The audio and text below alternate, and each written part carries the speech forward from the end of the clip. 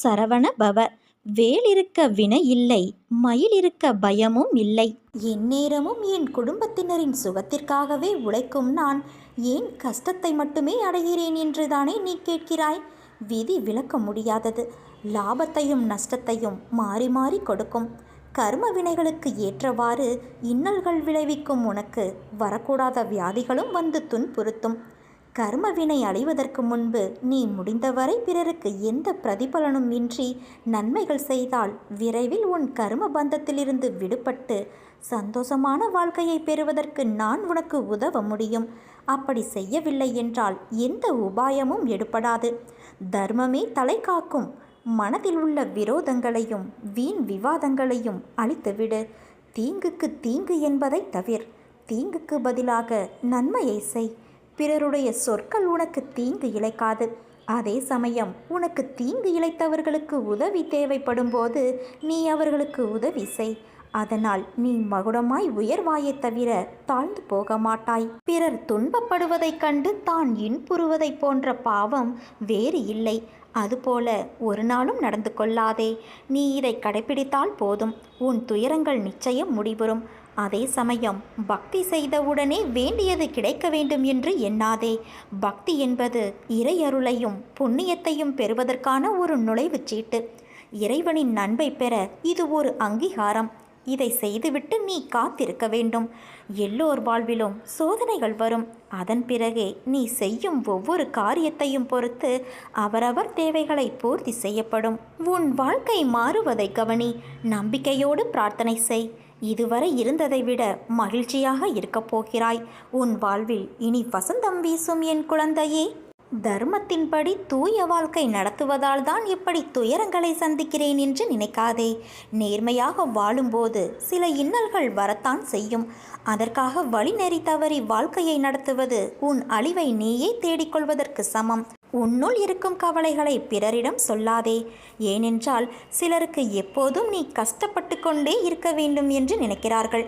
உனக்கு கேடு நினைப்பவர்களிடமே சென்று நீ உன் கவலைகளுக்கு ஆறுதல் தேடுகிறாய். அப்பேற்பட்டவர்களோ உனக்கு முன்பாக உதடுகளில் வருத்தம் தெரிவித்து மனதளவில் நீ படும் துயரங்களைக் கண்டு மகிழ்கிறார்கள். உன்னை எப்படி குழம்ப செய்து அதை அதிகப்படுத்தலாம் என்று யோசிக்கிறார்கள். உன்மேல் உண்மையான அன்பும் அக்கறையும் கொண்டவர்கள் யார் என்பதை புரிந்து கொள். அதே சமயம் உன்னை சுற்றியுள்ளவர்களில் யார் நல்லவர் என்று நினைத்து எல்லோரையும் சந்தேகப்படாதே. அன்பை புரிந்து கொள்ளும் நேரமும் சூழ்நிலையும் நிச்சயம் வரும். எதற்காகவும் விரக்தியடையாதே. பயமின்றி உன் இலக்குகளை நோக்கி நீ போய்கொண்டே இரு. யாரையும் இகழ்ந்து பேசாதே. எவரையும் துச்சமாக கருதாதே. நம்பிக்கையானவராக அவர்களுக்கு நீ இருந்தும் உன்னை காயப்படுத்தியதற்கான உண்டான தீவினை நிச்சயம் அவர்களை போய் சேரும். நிம்மதியோடும் சந்தோஷத்தோடும் வாழ்வாய். அதற்கு நான் பொறுப்பு. உனக்கு எல்லா சூழ்நிலைகளிலும் நான் துணை நிற்பேன் தங்கமே. நான் உனக்கு துணை நின்று உண்மையை எடுத்துரைப்பேன். என்மேல் நீ கொண்ட நம்பிக்கையும் பொறுமையும் உன்னை எப்போதும் காவலாய் காக்கும். உன்னை கெடுக்க பலர் இருந்தாலும் அதே இடத்தில் உனக்காக ஒருவனை நான் நிறுத்துவேன். என் பக்தனை ஒருபோதும் நிலைகுலைய விடமாட்டேன். உனக்காக எந்த ரூபத்திலும் வந்து 1000 கரம் கொண்டு உன்னை நான் காப்பேன். நீ என்னிடம் நேற்று பிரார்த்தனை செய்யும் போதே உன்னால் முழு மனதாக பிரார்த்தனை செய்ய முடியாமல் கவலையோடும் குழப்பத்தோடும் இருந்தாய். நடப்பது எல்லாம் உனக்கு குழப்பத்தையும் அச்சத்தையும் தருகிறது என்று சொல்லி வேண்டினாய். உன் குழப்பங்கள் பிரச்சனைகளை இன்று நான் தீர்த்து வைக்கிறேன் பிள்ளையே. நேர்மறை எண்ணத்தோடு உன் வாழ்வில் நீ விரும்பிய மாற்றத்தை பற்றி நீ மகிழ்ச்சியாக சிந்தனை செய். இன்று சில மாற்றங்கள் நீ நடப்பதை காண்பாய். நம்பிக்கையை மட்டும் கைவிடாதே. உன் மனம் மகிழும் நிகழ்வுகளை நான் நடக்கச் செய்வேன். யாரேனும் ஒருவர் தன்னை என் குழந்தையாக பாவித்து என்னிடம் வேண்டிய அளவு சரணடைந்து அந்த சரணாகதியை முழுமையானதாக செய்து கொள்ள முயற்சிகள் முழுவதும் எடுத்துக்கொண்டு விட்டால் நான் அவருடைய எல்லா சுமைகளையும் ஏற்க முன்வந்து அந்த பக்தரை உண்மையிலேயே தன் குழந்தையாக ஆக்கிக்கொள்வேன். அவருடைய பொறுப்புகள் எல்லாவற்றையும் நானே ஏற்றுக்கொள்வேன். ஒருவர் காண்பது என்னை மட்டுமே. எனினும் என்னை பற்றிய பேச்சுக்களையே செவி மடிப்பினும் என்னிடம் மட்டும் பக்தி கொள்வானாயினும் ஒருவன் முழு மனதோடு என்னை நாடி என்னிடமே நிலைத்து இருப்பின் அவன் உடல் ஆன்மா இரண்டை பற்றியும் எந்தவித கவலையும் கொள்ள தேவையில்லை. என்னிடம் பக்தி செலுத்துவோர் இங்கு ஏராளமானோர் உள்ளனர். ஆனால் என்னிடம் சரணடைந்து என் குழந்தையாக வேண்டுபவர்கள் எத்தனை பேர்? மனித குலத்தில் உள்ள பெரும் குறை இது. சுலபமாக அளிக்கப்படுவதை யாரும் மதிப்பது இல்லை. தன் குழந்தைகளுக்கு அமானுஷ்யமான அதிசயக்கத்தக்க உதவி நான் அளித்த நூற்றுக்கணக்கான சம்பவங்களுக்கு பின்னரும் விசுவாசம் ஏற்படவில்லை என்பது ஆச்சரியமாக உள்ளது. உண்மையிலேயே நீ என்னிடம் சரண் புகுந்துவிட்ட குழந்தை என்றால் நீ வேண்டியதை அளிக்க நான் தயாராக இருப்பதை நீ உணர்ந்து கொள்வாய். என்னிடம் இந்த கணமே பூரண சரணாகதியடைந்து பார். மற்ற எல்லாவற்றையும் நானே பார்த்து கொள்கிறேன்.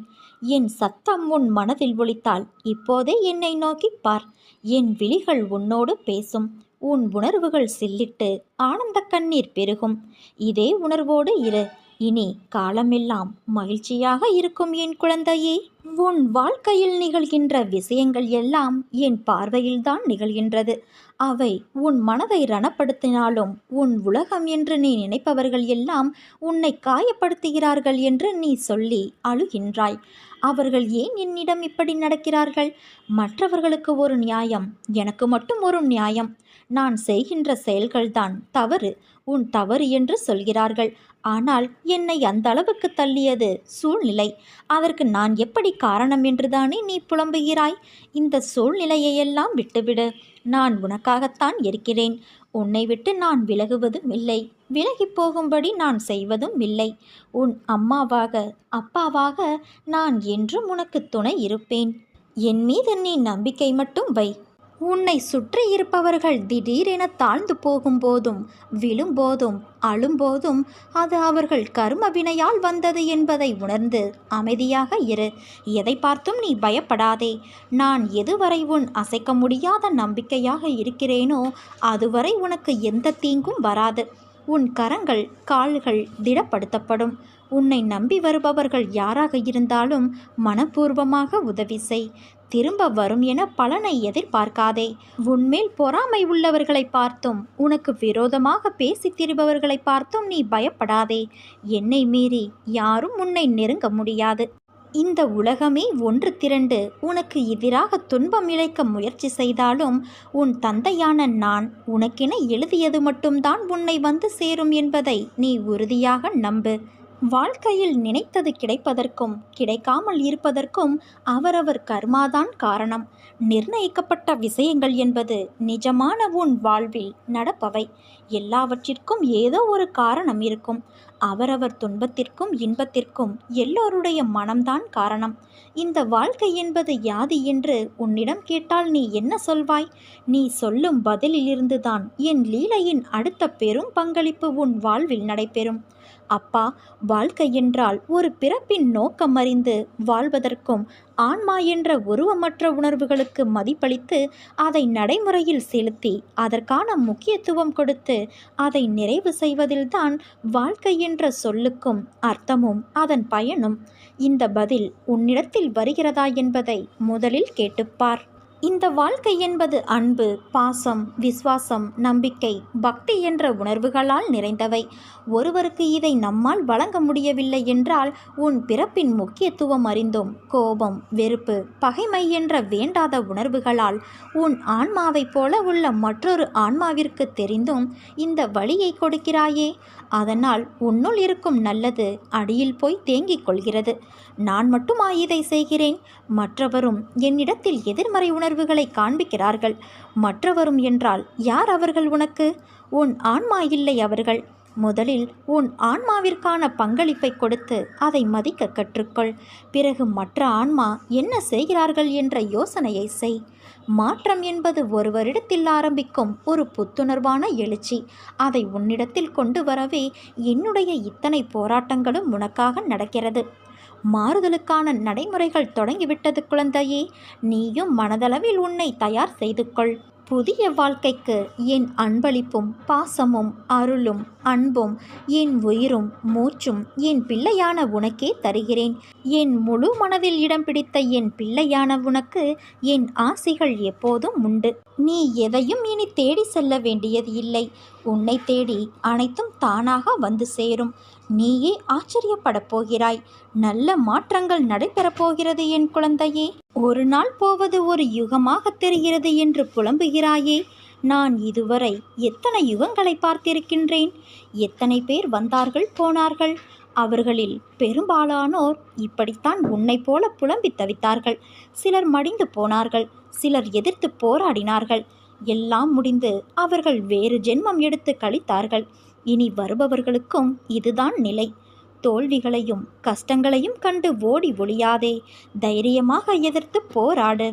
இந்த ஜென்ம கடமைகள் அத்தனையையும் இந்த ஜென்மத்திலேயே முடித்துவிடு. அதற்காக எதிர்வரும் கஷ்டங்களை ஏற்று போராட மனதை பக்குவப்படுத்து. முடியாத போதெல்லாம் என் பெயரை உன் மனதிற்குள் நான் பதியம் செய்து வைப்பேன். என்னை கும்பிடுவதற்கு வழியை தேடி அலையாதே. நான் உன் உள்ளத்திலேயே குடியிருந்து வருபவன். எனக்கு சடங்கு சம்பிரதாயங்களோடு தான் பூஜை செய்ய வேண்டும் என நினைக்காதே. எப்போதும் என்னை நினைத்து கொண்டு இரு. அது போதும். அப்போது என் பலம் உனக்குள் ஊடுருவி உன் கஷ்டங்களை தவிடு பொடியாகிவிடும். உனக்கு எதிராக செயல்படுபவர்களையும் துன்பம் விளைவிக்க நினைப்பவர்களையும் நிர்மூலமாக்கிவிடும். உன் விருப்பங்கள் நிறைவேற பிரார்த்தனை செய்.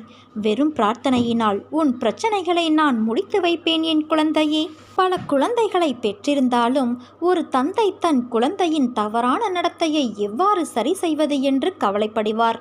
அவர் தன் குழந்தையின் மோசமான நடத்தையை சரி செய்ய போராடுகிறார்.